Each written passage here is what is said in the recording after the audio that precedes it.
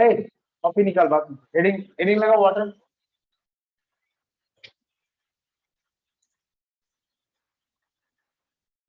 Water, हमें ये नहीं पढ़ना है वाटर का टेस्ट नहीं है, वाटर कलरलेस है, वाटर आइस होता है, सॉलिड होता है, लिक्विड है, वो सारे इन्फॉर्मेशन पता है। वाटर का केमिस्ट्री में जो यूज होता है वो सॉल्यूशंस बनाने के लिए। आप चीजों को एकदम क्लियर रखिए। अगर आप लैब में जाते हैं कोई भी रिएक्शन कराने के लिए, आपको याद होगा chemical changes and reaction, second chapter में हमने पढ़ा था what is the essential condition for a chemical reaction to occur. एक हमने पढ़ा था फिजिकल कांटेक्ट, और एक हमने पढ़ा था कांटेक्ट इन सॉल्यूशन। अगर कोई स्पीसीज रिएक्ट करता है एसिड बेस के साथ रिएक्ट करके सॉल्ट बनाता है, उस एसिड को हमें वाटर में लेना होता है, उस बेस को भी हमें वाटर में लेना होता है। वाटर दरअसल एक सॉल्यूशन बनाने का मेजर कंपोनेंट है। तो ये जो वर्ड मैं बोल रहा हूँ, water is used to prepare, water is used to prepare solutions. जब मैं सॉल्यूशन कह देता हूं तो दो बातें ऑब्वियस है। जब मैं सॉल्यूशन बोलता हूं तो दो बात ऑब्वियस है, एक उसमें सॉल्यूट होगा, एक उसमें सॉल्वेंट होगा। एक सॉल्यूट और दूसरा उसमें सॉल्वेंट होगा। और हमने इसके लिए डेफिनेशन काफी सिंपल रखे। अगर तुम ए और बी को मिक्स कर रहे हो, तुमने ए बी को मिक्स कर दिया, ए में और बी में कोई एक सॉल्यूट है तो कोई दूसरा सॉल्वेंट होगा। अब तुम कैसे डिसाइड करोगे कौन सा सॉल्यूट है कौन सा सॉल्वेंट है? तो इसके लिए हमने डेफिनेशन दिया है कि दो कंपाउंड जो तुमने मिक्स किया है, दोनों का मॉलिक्यूलर मास निकाल लेना। जिसका मॉलिक्यूलर मास ज्यादा है वो सॉल्यूट है, जिसका मॉलिक्यूलर मास कम है वो सॉल्वेंट है। होम्योपैथी दवाई खाते वक्त आपने नोटिस किया होगा, वाटर में हम दवाई मिलाते हैं ना, वो बेसिकली अल्कोहल होता है, इथेनॉल। वाटर की अगर मैं बात करूं H2O, इसमें अच्छा एक सिंपल सा सॉल्यूशन, वाटर में सोडियम क्लोराइड नमक मिला देते हैं, या वाटर में शुगर मिला देते हैं। इस सोडियम क्लोराइड का मॉलिक्यूलर वेट कितना होगा? सोडियम का वेट होता है 23 और क्लोरीन का वेट होता है 35.5 and it comes out to be 58.5। अगर तुम शुगर का वेट करोगे C12H22O11, इसका सारा मॉलिक्यूलर वेट अगर तुम निकालोगे तो ये 342 आता है। अगर हम वाटर में ग्लूकोज ग्लूकोन डी मिला के जो पीते हैं, ग्लूकोन डी C6H12O6, इसका अगर वेट करेंगे तो ये 180 आता है। लेकिन वाटर, इसका मॉलिक्यूलर वेट कितना होता है? 18, इसका वेट 18। मॉलिक्यूलर वेट निकालना हमने लैंग्वेज ऑफ केमिस्ट्री में सीखा था, भूल गए होंगे, बहुत दिन हो गए आपको, पता नहीं कितने दिन हो गए, कब याद है तुमको कब किया था हमने? हाँ, तो वाटर का मॉलिक्यूलर वेट 18 है सब में। सोडियम क्लोराइड का मॉलिक्यूलर वेट ज्यादा है, ग्लूकोज का मॉलिक्यूलर वेट ज्यादा है, ग्लूकोन डी ये ग्लूकोज, इसका मॉलिक्यूलर वेट ज्यादा है। जिसका मॉलिक्यूलर वेट ज्यादा होगा, जिसका मॉलिक्यूलर वेट ज्यादा होगा बाय डेफिनेशन उसको सॉल्यूट कह देते हैं, और जिसका मॉलिक्यूलर वेट कम होगा उसको सॉल्वेंट कह देते हैं। तो सॉल्यूट वो होता है जिसका मॉलिक्यूलर वेट हाई होता है, और सॉल्वेंट वो होता है जिसका मॉलिक्यूलर वेट लेस होता है। ये एक ऐसा डेफिनेशन है जो अनडिबेटेबल है। इसके बाद अगर तुम्हारे पास वेइंग मशीन नहीं है, अगर तुम्हारे पास मेजर करने लायक, कैलकुलेशन करने लायक इतना अंडरस्टैंडिंग नहीं है, तो एक लेमैन जिसे ये सब कुछ नहीं समझाना तुम्हें, एक आदमी जिसे तुम्हें नहीं समझाना कि मॉलिक्यूलर वेट कैसे निकाला जाता है, तुम उसको बोलना चाहोगे ये सॉल्यूट है, ये सॉल्वेंट है, ये मास निकाल लेना, ये मास ज्यादा है, ये मास कम है, उसको समझ नहीं नंबर की। और उसको भी अगर तुम्हें बताना है कौन सा सॉल्यूट है कौन सा सॉल्वेंट है, तो इसके लिए हम ये वर्ड लिखते हैं जेनरली। जेनरली, जेनरली लिखना मतलब समझ रहे हो? अगर मैंने कहीं जनरल लिखा है मतलब इसका स्पेशल केस भी होगा। जनरली मतलब साधारणतः, साधारण भावे এটা হয় অন্য কিছু হতে পারে। जनरली वो जो कम क्वांटिटी में लेते हैं।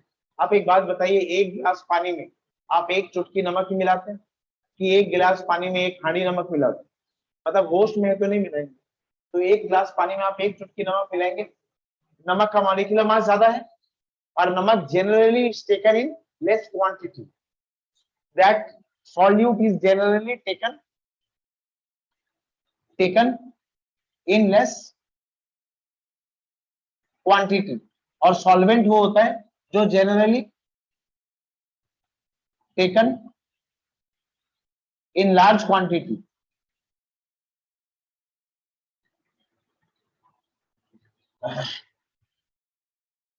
ये मैंने जनरली की बात क्यों करी, ये मैंने जनरली की बात क्यों करी, आप ऐसा समझ लो, अगर हम इथानॉल, इथानॉल मतलब C2H5OH,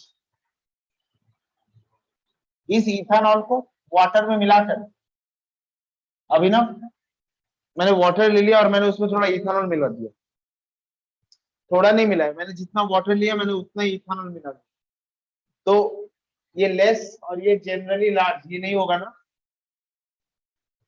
समझ रहे हो तुम? लेकिन फिर भी अभिनव, इथानॉल का मॉलिक्यूलर मास 46 होता है और वाटर का मॉलिक्यूलर मास 18 होता है, तो अगर दोनों का मास सेम है, नहीं दोनों की क्वांटिटी सेम है, अगर तुमने दोनों की सेम क्वांटिटी लेनी तो फिर समझ नहीं आएगा ना किसको सॉल्यूट बोलूं किसको सॉल्वेंट बोलूं, उस केस में दोनों का मॉलिक्यूलर मास निकाल लेना, जिसका मॉलिक्यूलर मास ज्यादा है वो सॉल्यूट है, जिसका मॉलिक्यूलर मास कम है वो सॉल्वेंट। अच्छा, इसमें भी दिक्कत आ जाती है, कुछ सब्सटेंस ऐसे होते हैं जिनका मॉलिक्यूलर मास सेम होता है, कुछ सब्सटेंस ऐसे होते हैं जिनका मॉलिक्यूलर मास सेम होता है और उनका क्वांटिटी भी तुमने सेम ले लिया। अब मैं ऐसी परिस्थिति में किसको सॉल्यूट बोलूंगा किसको सॉल्वेंट सॉल्वेंट बोलूंगा, ये दोनों ही डेफिनेशन इनसफिशिएंट हो जाएंगे। ये मैं जनरली लिखा था ना, तो एक स्पेशल केस की बात कर रहा हूं मैं, एक ऐसी विषम परिस्थिति जहां दोनों का मॉलिक्यूलर वेट और दोनों का क्वांटिटी तुमने सेम लिया, फिर तुम्हें बताना है कि कौन सा सॉल्यूट है कौन सा सॉल्वेंट है। तो जो थर्ड डेफिनेशन मैं लिखूंगा वो सॉल्वेंट का डेफिनेशन है और रिमार्केबल डेफिनेशन, उसमें ये बोला गया था कि दो क्वांटिटी को मिक्स कर देगा, मिक्स करने के बाद सॉल्यूशन बनेगा, सॉल्यूशन या तो सॉलिड होगा या लिक्विड होगा या गैस होगा, दो क्वांटिटी को मिक्स कर देना सुल्ताना, सॉल्यूशन बनेगा एक आयन, वो सॉल्यूशन या तो सॉलिड होगा या लिक्विड होगा या गैस होगा, जो भी होगा वो तुम्हें दिखेगा। मतलब सॉल्यूशन का फेज, सॉल्यूशन मतलब समझ गए, सॉल्यूट और सॉल्वेंट दोनों की बात कर रहा हूं मैं। सॉल्यूशन का जो फेज होता है वो फेज देख लेना, सॉलिड है कि लिक्विड है कि गैस है, और फिर जो तुमने ए और बी मिलाया है उसमें से किसी एक का फेज सॉल्यूशन के फेज के साथ सेम होता है। तुमने ए और बी मिलाया, ए का फेज और बी का फेज तुम्हें पता होगा ना, शुगर सॉलिड होता है वाटर लिक्विड होता है, तुम्हें पता है ए का फेज और बी का फेज। अब तुम्हें ये नहीं पता कि ए और बी में कौन सा सॉल्यूट बोलूंगा और कौन सा सॉल्वेंट बोलूंगा, तो तुम्हें एक काम करना, ए और बी को मिला देना, मिलाने के बाद जो सॉल्यूशन बनेगा उसका फेज देख लेना, सॉल्यूशन का फेज ए और बी जिसके साथ मैच कर रहा है, जिसके साथ मैच कर रहा है वो सॉल्वेंट। इसका मीनिंग अभी भी समझ नहीं आया होगा, ऐसे देख लो, मैं एक काम करता हूँ, 1 kg वाटर लेता हूँ, मैं 1 kg वाटर लेता हूँ, 1 kg वाटर में मैं 10 ग्राम शुगर मिला देता हूँ। मुझे कहने की जरूरत है ये वाटर लिक्विड फेज में रहेगा, ये शुगर सॉलिड फेज में रहेगा। अगर मैं दोनों को मिक्स कर देता हूँ तो जो सॉल्यूशन बनेगा,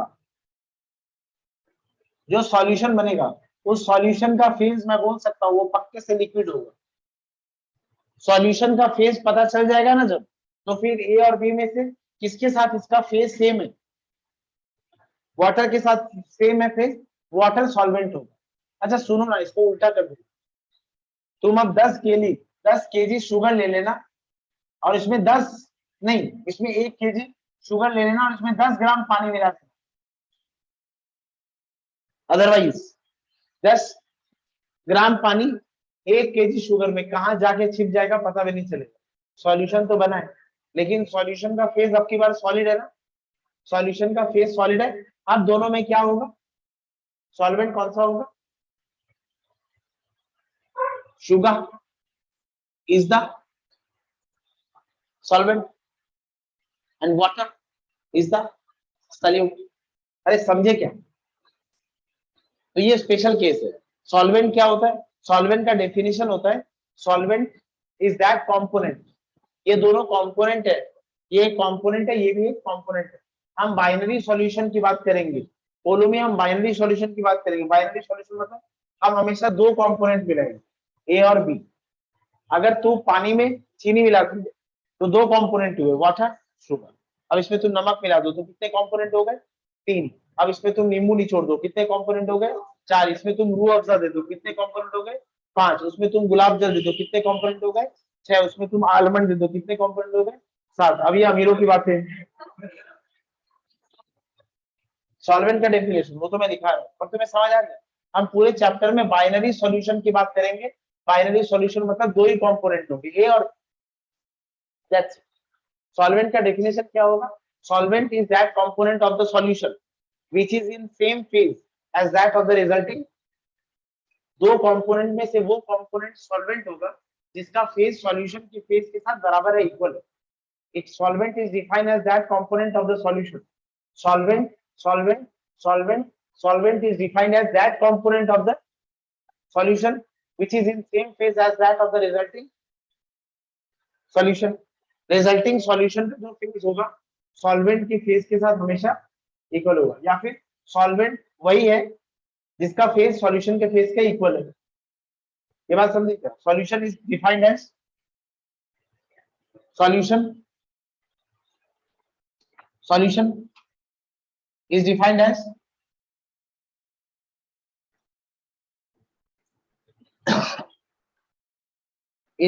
that component of the solution which has the same, which has the same phase as that of, as that of resulting, as that of resulting solution।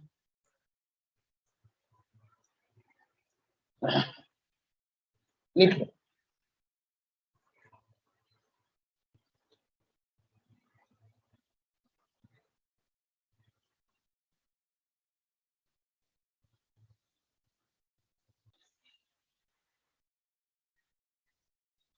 Water, water generally solvent की तरह use किया जाता है।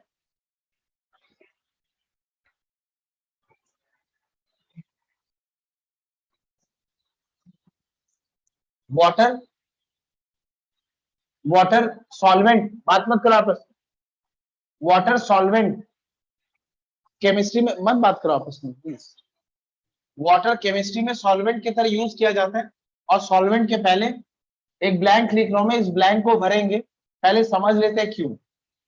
तुम generally अगर किसी chemistry lab में काम करने जाओगे, तुम्हें you prepare thousands of solutions, sodium chloride, potassium dichromate, potassium permanganate, sodium carbonate, what not, zinc nitrate, lead nitrate, whatsoever.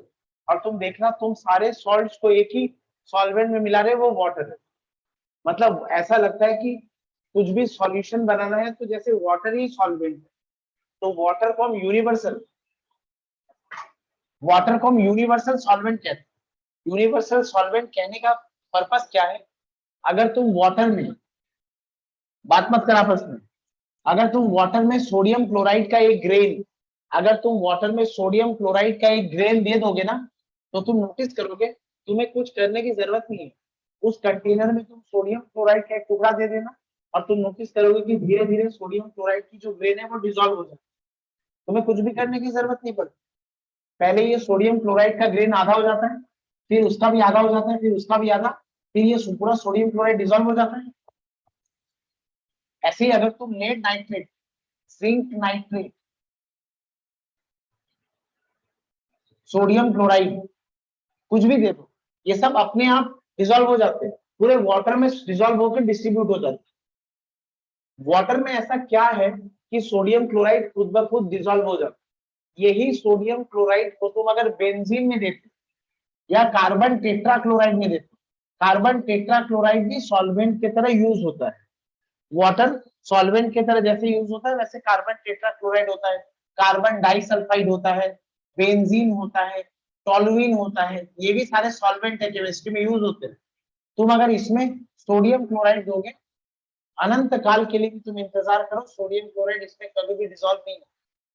Water में ऐसी क्या खास बात है कि entire salts, the entire class of salts that belongs to chemistry lab, वो सब water में dissolve हो जाते हैं।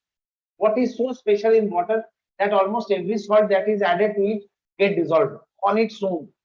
You hardly need to take in charge of dissolving that salt. Everything is taken care of. Now what is so special in water, तुम कहना water has highest dielectric constant, as highest मत कहना, superlative degree मत कहना, water has high dielectric constant, water has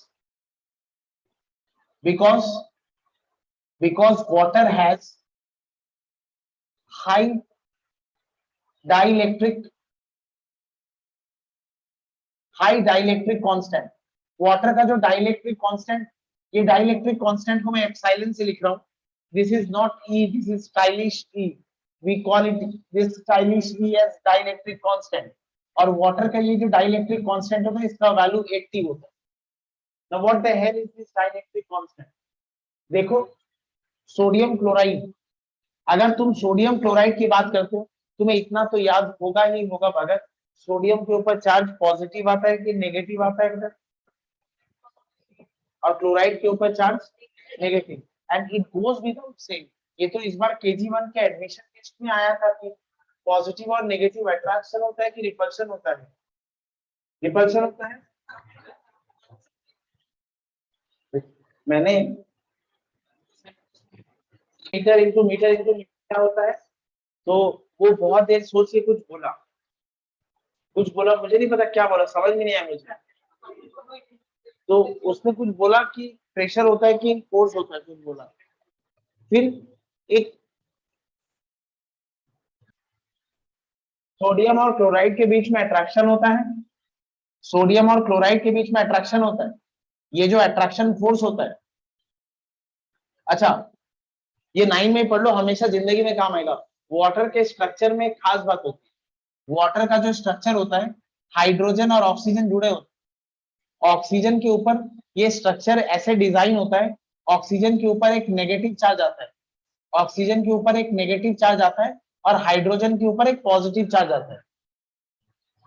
ये जो positive और negative charge water में एग्जिस्ट करता है इसको हम कहते हैं पोलर, पॉजिटिव और नेगेटिव क्योंकि आ गया है, हम पोल्स हम कह सकते हैं ना, poles are generated, negative pole positive pole, इसको हम कहते हैं पोलर, और क्योंकि ये आयनिक बॉन्ड नहीं है, ये कोवैलेंट बॉन्ड है, you remember ionic bond and covalent bond, ये कोवैलेंट बॉन्ड है, इसे हम कहते हैं पोलर कोवैलेंट कंपाउंड, ये एक पोलर कोवैलेंट कंपाउंड। अच्छा ये बात अगर समझ गए तो मैं हमेशा के लिए वाटर को ऐसे बनाऊंगा कि वाटर मॉलिक्यूल क्योंकि एक पोलर कोवैलेंट कंपाउंड है, वाटर मॉलिक्यूल में एक पॉजिटिव एंड होगा और एक नेगेटिव एंड होगा, ये बात तो समझ ही चुके। अब हम क्या करते हैं, जब भी हम किसी सॉल्ट को वाटर में देते हैं, तो क्या होता है, ये सोडियम का जो पॉजिटिव, सपोज सोडियम क्लोराइड का एक ग्रेन मैंने वाटर में दे दिया, वाटर में भी पॉजिटिव और नेगेटिव एंड होता है प्रीतम, तुषार, वाटर में पॉजिटिव और नेगेटिव एंड होता है। ये जो क्लोराइड है ना, तुम ऐसे देखो,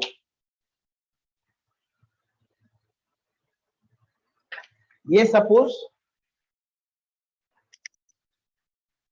ये ऑरेंज वाली बॉल, येलो वाली बॉल सोडियम है और ये ऑरेंज वाली बॉल क्लोराइड है, एटम्स ऐसे स्पेयर होते हैं हमने माना है। अब क्या होगा, इस वाले पार्ट में ये सोडियम के साथ यहाँ क्लोराइड जुड़ा हुआ है, लेकिन क्लोराइड का ये वाला पार्ट ये तो एकदम नेकेड है, यहाँ कुछ नहीं है, ये वाला पार्ट भी एकदम नेकेड है, यहाँ भी कुछ नहीं है, सोडियम के इस साइड में क्लोराइड है और क्लोराइड के इस साइड में सोडियम। जैसे तुमने सोडियम क्लोराइड की ग्रेन वाटर में डाल, वाटर के जो पॉजिटिव पार्ट होते हैं, ये येलो वाला सोडियम है और ये ऑरेंज वाला क्लोराइड है, वाटर का, वेरी गुड, ये तो वाटर ही बना हुआ है, ये देखो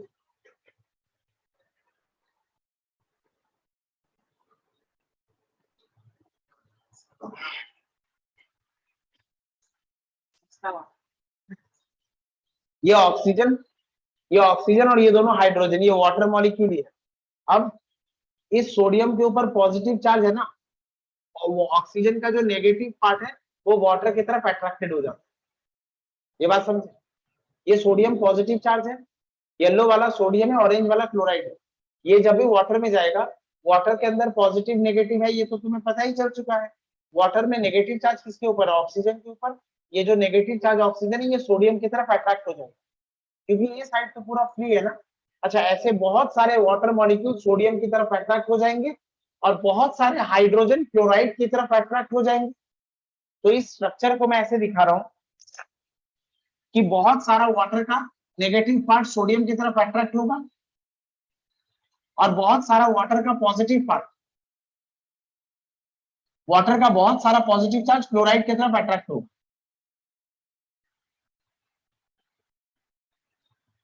ये बात समझे? यहीं से सारा गेम शुरू होता है। अपने आप सोडियम क्लोराइड क्यों डिसॉल्व करता है? डाइलेक्ट्रिक कांस्टेंट का मीनिंग क्या है? वाटर डाइलेक्ट्रिक कांस्टेंट हाई है, इसका मीनिंग क्या है? ये चीजें यहीं से समझ में आ जाए। वाटर क्या करता है? सोडियम क्लोराइड को दोनों तरफ से घेर लेता है। अच्छा, केमिस्ट्री में और दो बातें बहुत फेमस है, attraction,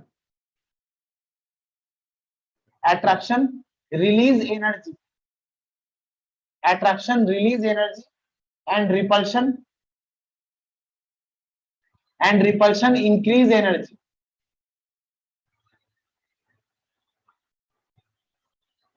bond formation, bond formation release energy, बात मत करो आपस में, bond formation release energy, bond breaking, bond breaking requires energy. ठीक है, अब तुम जैसे ही सोडियम क्लोराइड को वाटर में दे दिए, ये सारे वाटर मॉलिक्यूल ने आके सोडियम और क्लोराइड को चारों तरफ से सराउंड कर लिया। अच्छा, यहाँ अट्रैक्शन हो रहा है ना, ये क्लोराइड वाटर के पॉजिटिव पार्ट को अट्रैक्ट करेगा ना, यहाँ बहुत सारा क्लोराइड वाटर को अट्रैक्ट करेगा, यहाँ बहुत सारा सोडियम वाटर को अट्रैक्ट करेगा। अट्रैक्शन से क्या होता है? Energy release. ये थोड़ी थोड़ी अट्रैक्शन से एनर्जी रिलीज होगी, ये थोड़ा थोड़ा अट्रैक्शन होगा, एनर्जी रिलीज होगी। एक टाइम आएगा जब इतनी एनर्जी जमा हो जाती है कि सोडियम और क्लोराइड को पकड़ के रखने वाला फोर्स टूट जाता है। तो देखो, सोडियम अलग हो गया, सोडियम अलग हो गया और क्लोराइड अलग हो गया ना। ये बात समझे क्या? इस तरह से सोडियम क्लोराइड जो होता है वो वाटर में अपने आप डिसॉल्व हो जाता है। इस अट्रैक्शन की वजह से जो एनर्जी रिलीज होती है, इस अट्रैक्शन की वजह से जो एनर्जी रिलीज होती है, वो सारी एनर्जी सोडियम और क्लोराइड के बॉन्ड को तोड़ देती है। अच्छा, हाई डाइलेक्ट्रिक कांस्टेंट का मीनिंग क्या है? हाई डाइलेक्ट्रिक कांस्टेंट का मीनिंग है कि वाटर जब एक पॉजिटिव और नेगेटिव कंपाउंड को पुल करेगा, जब वाटर पुल कर रहा है ना, मानो ये सोडियम और क्लोराइड जुड़े हुए हैं, देखो ना, ये सोडियम और क्लोराइड जुड़े हुए हैं, मेरे ये दोनों हाथ वाटर मॉलिक्यूल है, मेरे दोनों वाटर मॉलिक्यूल ऐसा मानो इन दोनों को पुल करके अपार्ट कर रहे हैं। डाइलेक्ट्रिक कांस्टेंट का मीनिंग ये है, ये इतना ज्यादा अट्रैक्शन करते हैं कि सोडियम और क्लोराइड के बीच में फोर्स ऑफ अट्रैक्शन 80 टाइम्स कम हो जाएगा। वाटर का डाइलेक्ट्रिक कांस्टेंट 80 है, इसका मतलब है it decreases the force of attraction between two compound, between two charges by 80 times. समझी? सोडियम और क्लोराइड के बीच में जो अट्रैक्शन है, वाटर का डाइलेक्ट्रिक कांस्टेंट 80 है, इसका मतलब सोडियम और क्लोराइड के बीच में जो फोर्स ऑफ अट्रैक्शन है, ये उसको 80 टाइम्स कम कर दे। अगर मैं तुम्हें कहता वाटर का डाइलेक्ट्रिक कांस्टेंट 20 है, मतलब ये सोडियम और क्लोराइड के बीच में फोर्स ऑफ अट्रैक्शन को 20 टाइम्स कम करता। अब ये जो 80 टाइम्स का वैल्यू है ना, ये बहुत बहुत बहुत ज्यादा है। बहुत सारे कंपाउंड्स इस डाइलेक्ट्रिक कांस्टेंट के सामने टिक नहीं पाते। जैसे ही वो वाटर में जाते हैं, वाटर उनको पुल कर लेता है, वो सब ऑटोमेटिकली डिसॉल्व होने लग जाता है। तो water is a universal solvent क्यों कहते हैं, हम समझ में आई बात? Water is a universal solvent because water has a high dielectric constant of value 80, इसलिए it dissolve almost all salts, it dissolves almost all salts. ये पूरा किस्सा समझ आ गया? अच्छा, अब सुनो, एक भी कहानी मैं तुम्हें क्यों बता रहा था वो अब बताता हूं। मैंने चैप्टर को शुरुआत किससे करी थी? सॉल्यूशन। ये सॉल्यूशन का डेफिनेशन क्या है? सॉल्यूट, सॉल्वेंट और सॉल्यूशन, सॉल्यूट और सॉल्वेंट मिलकर सॉल्यूशन बनाता है। ये सॉल्यूशन का डेफिनेशन क्या है? ये सॉल्यूशन कितने तरह के होते हैं? Saturated solution, super saturated solution, unsaturated solution, concentrated solution, dilute solution, solution containing. अच्छा, ये जो इतने टाइप्स के सॉल्यूशन है, ये तो बात की बात है। सॉल्यूशन का डेफिनेशन क्या है पहले ये क्लियर कर लेते हैं। क्या लगता है क्या होगा सॉल्यूशन का definition? Solute solvent mix together. Reaction तो होता ही नहीं है, रिएक्शन की कोई बात। Solute dissolves in a solvent to prepare solution, यही सॉल्यूशन।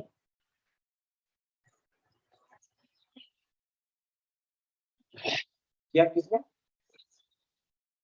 6 में यही पढ़े थे।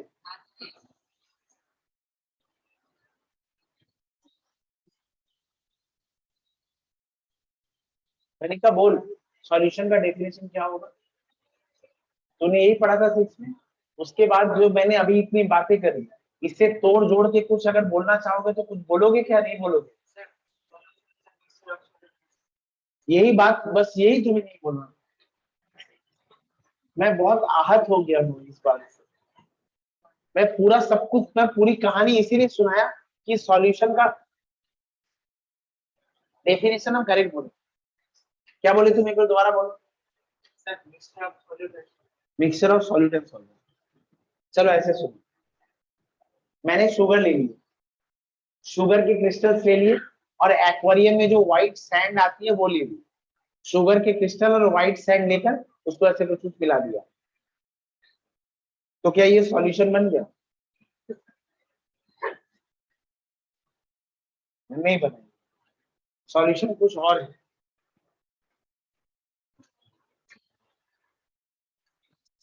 क्या है बोलो, बोलो।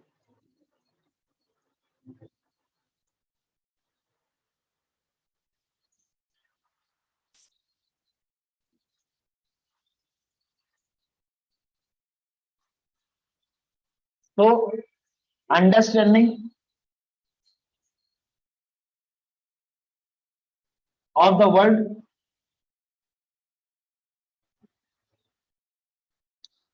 Understanding of the word solution, क्या होता है सॉल्यूशन? फर्स्ट क्राइटेरिया, सॉल्यूट और सॉल्वेंट मिलाने के बाद वो होमोजीनियस होना चाहिए। होमोजीनियस का मतलब काफी, अच्छा वर्ड्स काफी बड़े बड़े लगते, मीनिंग काफी सिंपल है। तुमने चाय बनाई है, चाय के पतीले में से तुम ऊपर के सरफेस से अगर चाय को टेस्ट करोगे, जो चीनी का स्वाद आएगा, बीच में से उठा के टेस्ट करोगे, जो स्वाद आएगा, नीचे से उठा के टेस्ट करोगे, जो स्वाद आएगा, और एकदम कॉर्नर में उस कोने में जहां चाय चिपकी हुई थी वहां से चाय उठा के टेस्ट करोगे, तो भी वही मिठास आएगी। अलग अलग आएगी क्या? नहीं आएगी। मतलब इसको कहते हैं होमोजीनियस। कहीं से भी उठा लो, कॉन्सेंट्रेशन, रिलेटिव अमाउंट, कॉन्सेंट्रेशन या रिलेटिव अमाउंट, दूध, चाय पत्ती और चीनी की मात्रा हर जगह क्या है? सेम। जब ऐसी परिस्थिति आती है हम कहते हैं वो होमोजीनियस। ये बात सब, अच्छा। तो सॉल्यूशन होने के लिए वो होमोजीनियस होना चाहिए, लेकिन शुगर और सैंड में ऐसा होना मुश्किल होता है।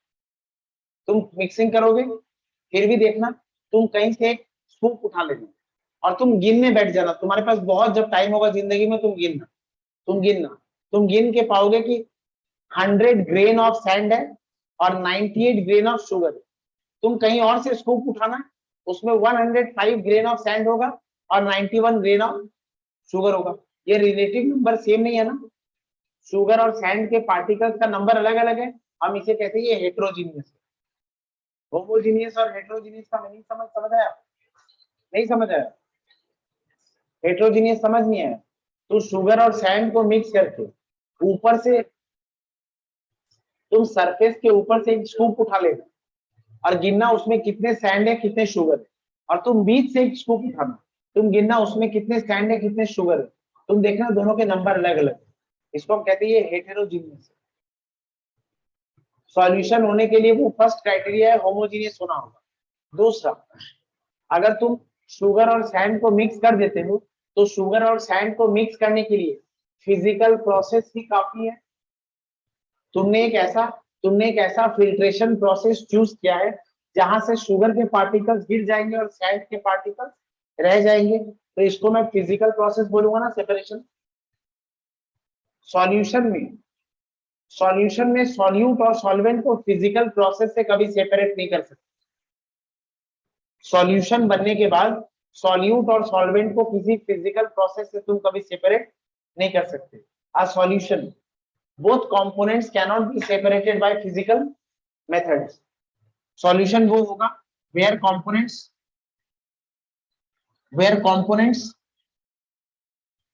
cannot be separated by physical methods.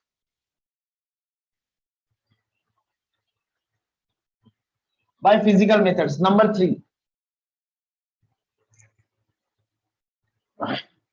अच्छा पहले इतना लिखो, जो बोर्ड में लिखा है सब कुछ लिख लो, जगह कम पड़ जाएगी, मिटाना पड़ेगा।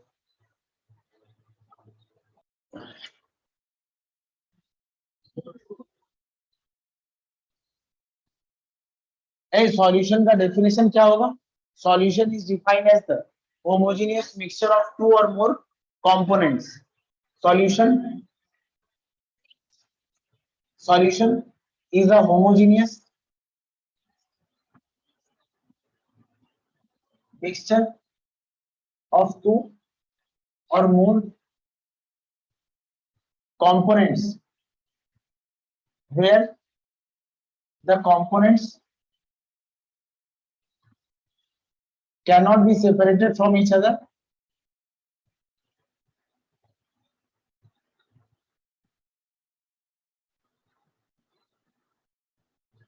by physical means of separation.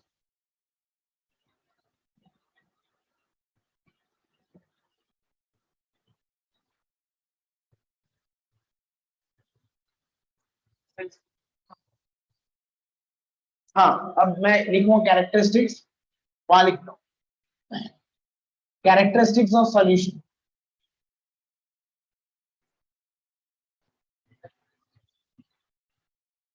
Characteristics of solution, पहला ये होमोजेनियस होगा, दूसरा ये क्लियर होगा और ट्रांसपेरेंट होगा, थर्ड. अच्छा निशान, जब हम वाटर में थोड़ा सा नमक डालते तो वो जो दिखता है ना कि सोडियम ऐसे चल के जा रहा है, क्लोराइड ऐसे चल के जा रहा है, ये अच्छी बात नहीं है.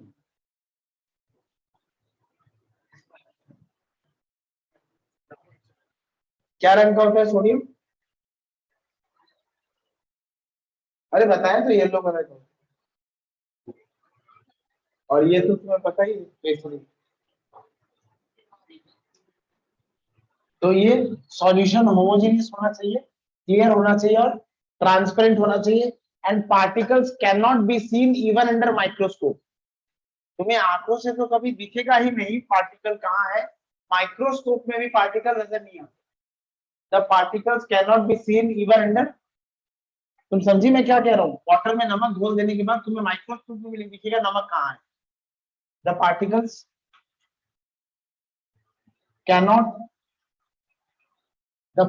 cannot be seen even under microscope. Number 4, cannot be separated from each other, cannot be separated by any physical method, by any physical means. ये 4 सॉल्यूशन की कैरेक्टरिस्टिक्स होती हैं. ये सॉल्यूशन को डिफाइन करने लायक कुछ स्टेटमेंट. सॉल्यूशन मतलब सॉल्यूट और सॉल्वेंट का होमोजेनियस मिक्सचर. सॉल्यूट क्या होता है डिफाइन कर चुके हम. सॉल्यूट क्या होता है तुम बोलो, सॉल्यूट क्या होता है?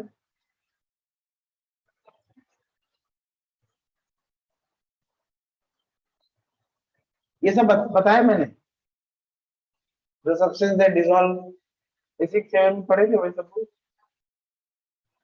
सॉल्वेंट सॉल्यूट के लिए जो बताया था उसमें से कुछ बोलो अभी के लिए. तुम जो बोल रहे हो वो सही है, बुक में वही लिखा है, एग्जाम में वही लिखा है. What is the understanding? देखा तू मुझे एक छोटी सी बात, छोटे बच्चे हो नहीं ना, मुझे एक बात बोलो. वो क्या बोला? that dissolves in solvent, solute is that which dissolves in solvent. वो कहावत सुनी तुमने? Knife on apple and apple on knife.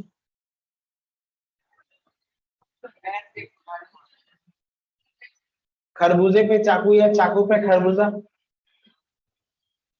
तुम एक एप्पल के ऊपर नाइफ फेंको तो भी एप्पल कटेगा, और तुम नाइफ के ऊपर एप्पल फेंको तो भी एप्पल ही कटेगा। तो ये that which dissolves in solvent, मतलब मैं तुमको कंफ्यूज करने के लिए बोल रहा हूँ, तुम्हारे पास आंसर होगा तो दे दे। मैं तुम्हें कह रहा हूँ तुमने अल्कोहल ले लिया और वाटर ले लिया, तुम अल्कोहल में वाटर डालोगे, कहने का मतलब तुम अल्कोहल और वाटर ले लिया, तुमने वाटर में अल्कोहल डाला तो भी ये डिसॉल्व हो जाएगा, और तुमने अल्कोहल में वाटर डाला तो भी ये डिसॉल्व हो जाएगा। समझे? मेरे घड़ी वाले हाथ में अल्कोहल है, यहाँ वाटर है, मैंने वाटर में अल्कोहल डाल दिया, डिसॉल्व होगा, और वाटर को अल्कोहल में डाल दिया तो भी डिसॉल्व होगा। तो फिर जब पहला वाला करूंगा ये सॉल्यूट है, ये सॉल्वेंट है। क्वेश्चन समझ?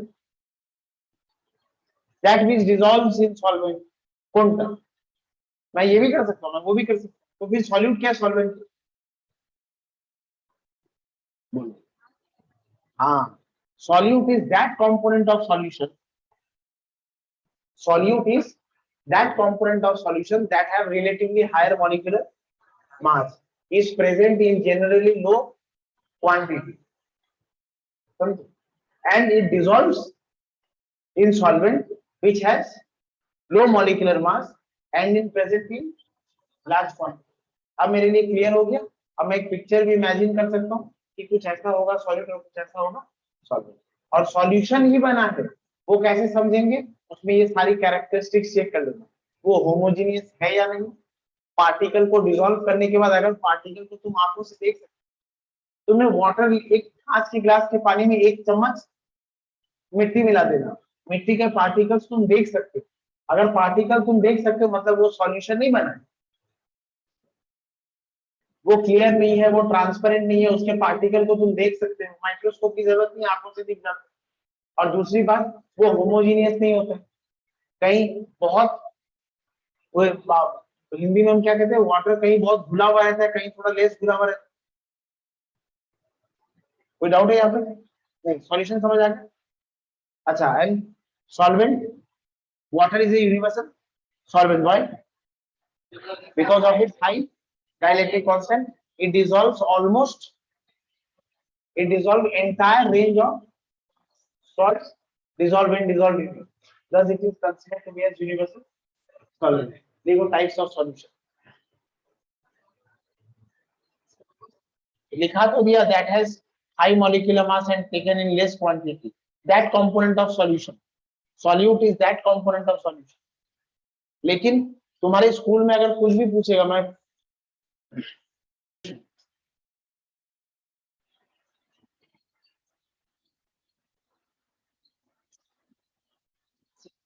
क्यों जाए ওখানে কি বললি হ্যাঁ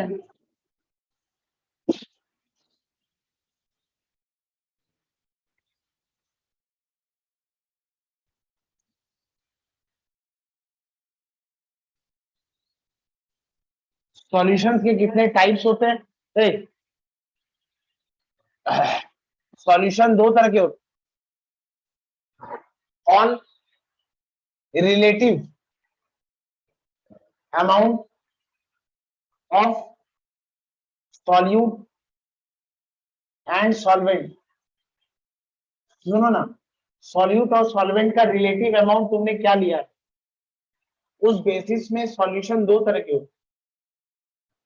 मैं तुम्हें 1 ग्लास दूध देकर 1 ढक्कन रूह अफ़ज़ा देता हूँ, और 1 ग्लास दूध में मैं तुम्हें आधा ग्लास रूह अफ़ज़ा देता हूँ। तुम समझ गए मैं क्या कहना चाह रहा हूँ? 1 ग्लास दूध में अगर मैं 1 ढक्कन रूह अफ़ज़ा की मिलाता हूँ तो सॉल्यूट और सॉल्वेंट की क्वांटिटी में बहुत फर्क है ना।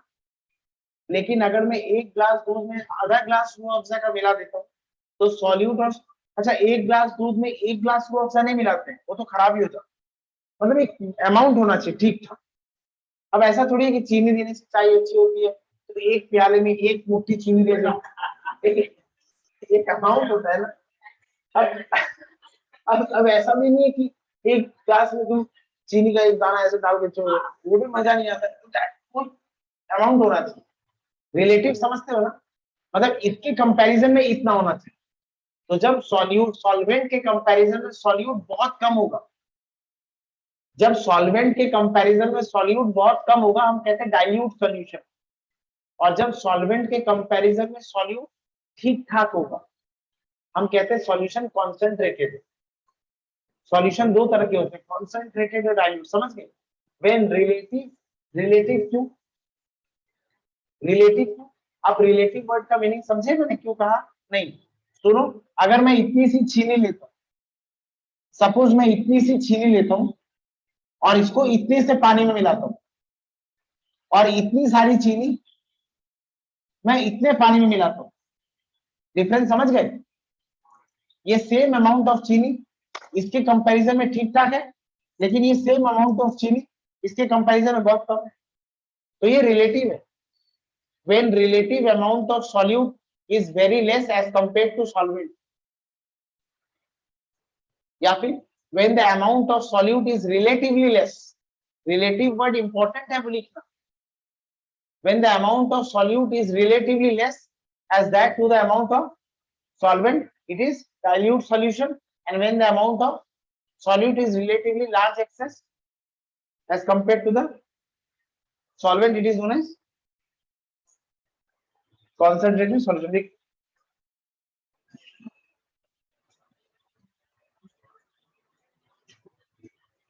Dilute solutions or concentrated solutions,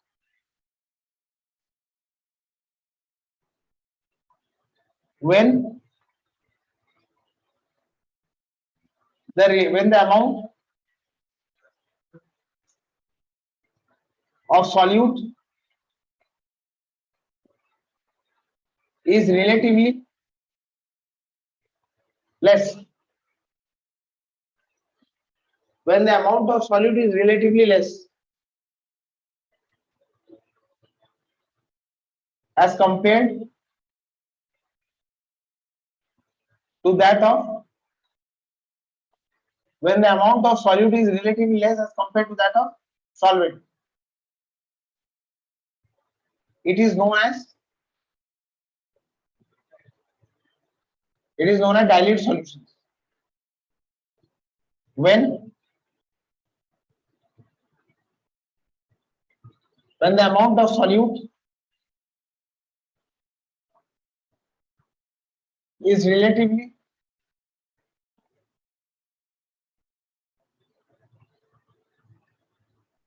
sufficient as compared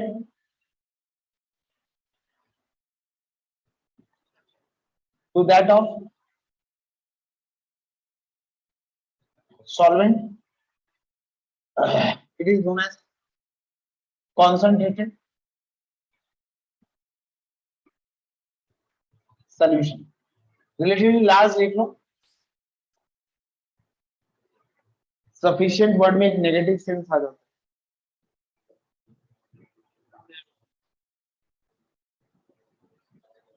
समझे? अब मेजर क्राइटेरिया जो है वो पढ़ना है।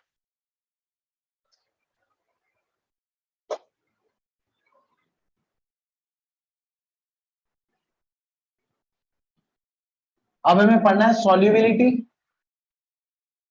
Of a solute in a solvent at a particular temperature.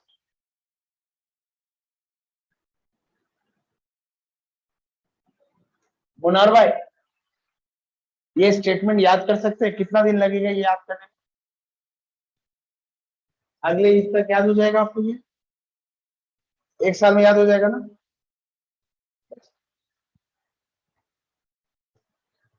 Munnar भाई,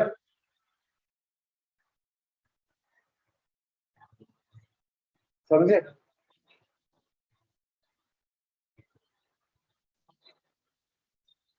क्या बोल रही है? क्या ट्यूशन?